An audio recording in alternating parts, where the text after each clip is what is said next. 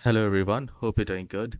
Learned how to turn off PowerShell 2.0, or I would say how to disable PowerShell 2.0. And the reason why it should be disabled because it's a very old version of PowerShell. And by disabling or turning off the PowerShell 2.0 doesn't mean you are disabling the whole PowerShell. You just need to click on the search icon and type Windows features. Now it says turn Windows features on or off.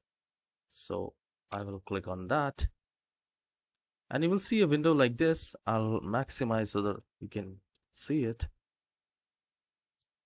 Now here we need to scroll down and we will look for Windows PowerShell 2.0. So we just have to uncheck it and we just have to click on OK.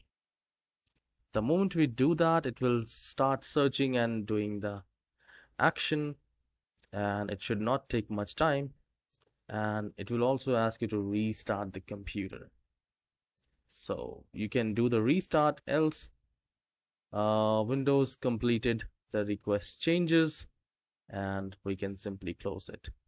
So it is good if you can restart, and this is how you can turn off the PowerShell 2.0 in your computer.